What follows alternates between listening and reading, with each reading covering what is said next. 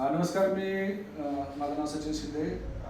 मी पहिल्यापासून 17-10 वर्षापासून जवळजवळ वर्षातून गावामध्ये आमच्या कनेरी गावामध्ये डॉक्टर मॅडम आहेत विपुल पाटील. तर ते आपल्याला पर्यावरणाबद्दल एक दोन शब्द सांगतील.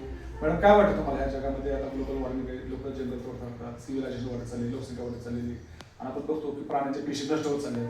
तर what do you think about, तुम्ही काय सल्ला द्याल, सजेशन द्या लोकांना?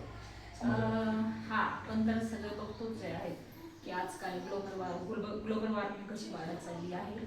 त्याचं कारण पण सगळ्यांना माहिती आहे, सगळ्यांना लक्षात पण येते, सगळे ठरवतात पण करत अस्तित्वात कोणीच करत नाही ॲक्च्युअलमध्ये. पण मी आता इथं आल्यानंतर तुम्हाला भेटल्यानंतर मला कळालं की खरं निसर्ग प्रेम काय असतं ते तुम्ही फार याने जपलं आहे प्रेमाने. तुम्ही सगळ्या झाडांवर किंवा प्राण्यांवर माणसाप्रमाणेच प्रेम करतात आणि ते लक्षात येतात की तुम्ही नेहमी मला कुठेतरी झाडं लावताना किंवा तो झाडाच्या बद्दलच बोलताना दिसतात. तर नक्कीच मी सांगेल की झाडं लावणं फार गरजेचं आहे. झाडं लावणं ही फक्त शासनाची जबाबदारी नसून ती आपल्या सगळ्या नागरिकांची जबाबदारी आहे. तर सगळ्यांनी झाडं लावून, ती नुसते लावणेच नाही, ती नावापुरती आपण झाडं लावली तर ते आपली जबाबदारी. झाडं लावले तर ते जगवणं सुद्धा आपली तेवढीच जबाबदारी असेल. आणि त्याचबरोबर झाडं कापणे, झाडं तोडणे सुद्धा आपण ते थांबवलं पाहिजे. जर झाडं लावले आणि झाडं तोडायचं आपण त्याच प्रमाणात करत असेल तर ते झाडं लावण्याचा काही फायदा होणार नाही. तर जे झाडं ऑलरेडी आहेत त्यांना जपणं, तसंच झाडं लावल्यानंतर त्यांची काळजी घेणं ही पण आपली तेवढी जबाबदारी आहे.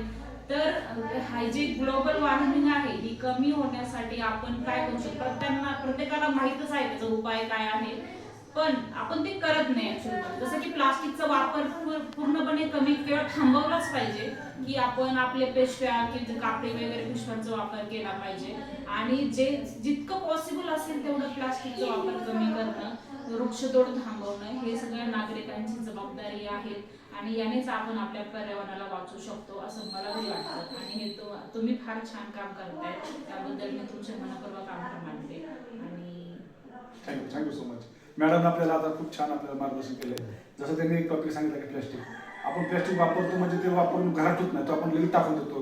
गटारामध्ये असेल, नदीमध्ये असेल, ओढ्यामध्ये असेल, तो समुद्रात जातो, कुठे तरी अडकतो, जमिनीमध्ये जातो, जमिनीतून तो मातीत जातो, तो डिकॉम्पोज होतो. त्या प्लॅस्टिकमध्ये जे पॉलिथिन होतच नाही ना 2 मिनिट डिकॉम्पोज होतो म्हणजे तो ऑलरेडी त्याचे कंटेन्स असतात, मिनरल त्याच्यामध्ये केमिकल असतं, ते बारीक बारीक मायक्रो प्लॅस्टिकमध्ये रूपांतर होतं. ते मातीमध्ये सोल्युबल होऊन जातं, डिझॉल्व्ह होऊन जातं. ते मातीतून त्याचे कंटेन्स सगळे पॉलिप्रोपायलीन असेल, पॉलिथिन असेल, ते कंटेन्स डायरेक्ट पिकामध्ये जातात, पिकातून ते फळात जातात, फळातून परत ते आपल्या पोटात जातात, अन्नात जातात, ते गाईच्या खाण्यामध्ये जातात, गुरांच्या खाण्यामध्ये जातात, ते दुधात जातात, दुधातून परत आपल्या पोटात जातात.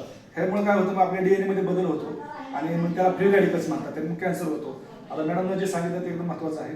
तर झाडे लावा, झाडे जास्तीत जास्त लावा, ही वसुंधराची काळजी घ्या. धन्यवाद.